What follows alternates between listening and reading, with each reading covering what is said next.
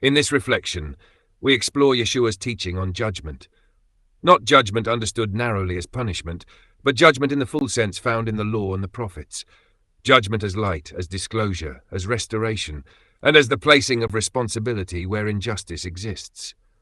We will see how the Beatitudes and the woes function as judgments, how statements such as "I never knew you" must be understood relationally and prophetically, and how the story of the sheep and the goats addresses individuals, societies, and systems alike.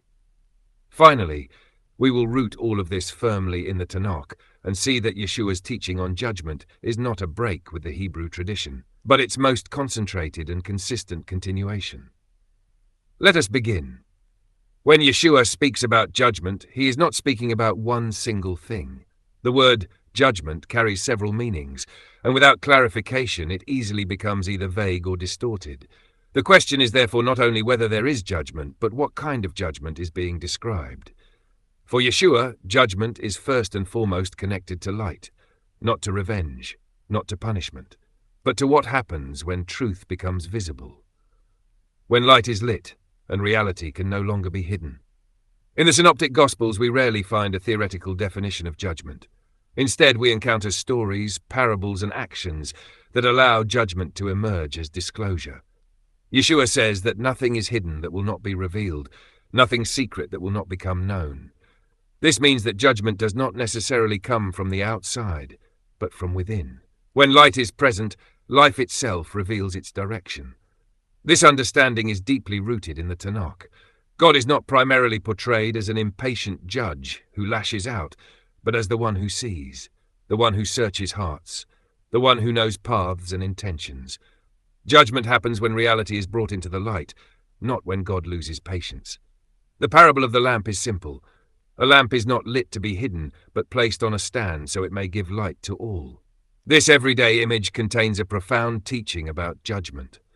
Once the light is lit, everything is revealed, not because someone forces judgment to happen, but because reality becomes visible. Judgment takes place in the encounter between the light and the human response to that light. This also means that judgment is not primarily about the future, it is about the present, about what light reveals here and now, about how lives are lived when words, roles, and religious symbols can no longer be used as cover. This perspective is crucial when we read the Beatitudes. They are not gentle words of consolation. They are judgments. When Yeshua says, "Blessed are the poor, the mourning, the meek, those who hunger and thirst for justice," he simultaneously passes judgment on the world's value system. He declares that the world is mistaken about whom it considers successful. The Beatitudes do not merely promise future comfort.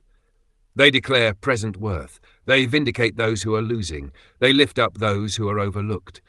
They say that marginalization, loss, and vulnerability are not signs of God's absence, but places where God's justice draws near.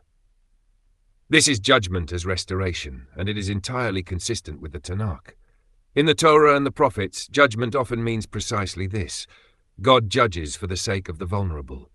Not first against the guilty, but for the weak. The widow, the orphan, and the foreigner are not peripheral figures. They are the measure of justice. At the same time, there are the woes. And these, too, are judgment, not as outbursts of anger, but as prophetic accountability. The woes are not directed at vulnerability, but at abuse of power and religious hypocrisy. At systems that appear pious but exclude people. The woes expose a faith that has lost its ethical center of gravity, a piety that has become self-protective, a religion more concerned with purity than with mercy. This is judgment over injustice. And here a crucial clarification must be made. In Yeshua there is no joy in judgment over injustice. He does not rejoice in collapse. He does not delight in punishment. When he cries woe, he does so with grief. He weeps over Jerusalem. Judgment over injustice is always tragedy, never entertainment. This, too, stands firmly within the Tanakh. God takes no pleasure in the death of the wicked. Judgment is spoken with pain, not with gloating. That is why warning always precedes collapse. That is why prophets are sent again and again. The Beatitudes and the woes therefore belong together. They are not two messages, but one unified judgment. The Beatitudes say, "This is how God sees the world." The woes say, "Therefore this cannot continue." Together they form a prophetic assessment of reality in the light of God's kingdom.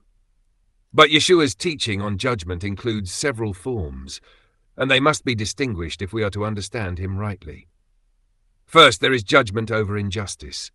This judgment is directed at power and responsibility, never at weakness. It concerns how power is used, not who fails morally the most, and it is always spoken without joy in punishment. Second, there is judgment as restoration. Judgment means that what has become distorted is set right. The poor are lifted up, the broken are given dignity, the falsely accused are vindicated.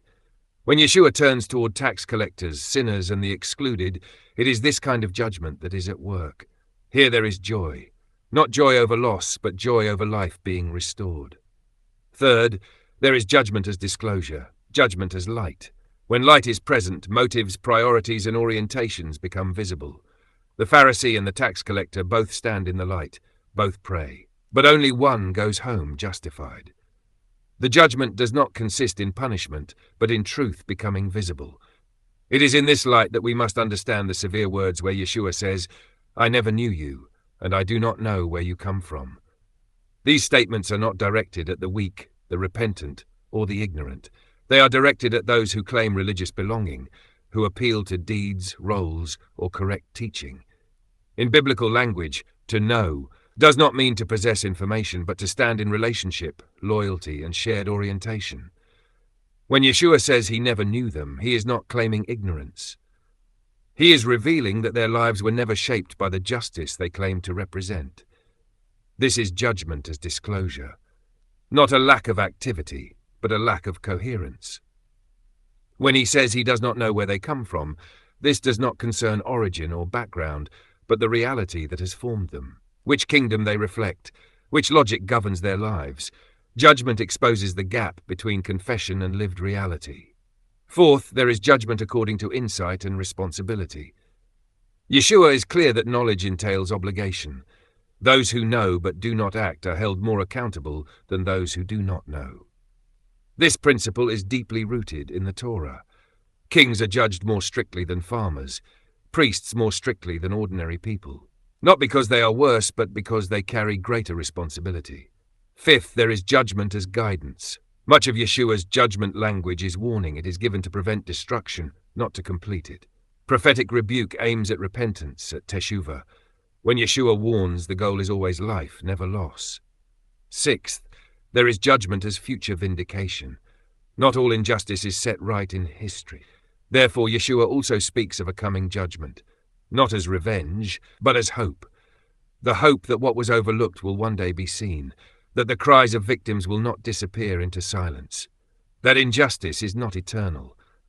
It is within this framework that the story of the sheep and the goats must be read.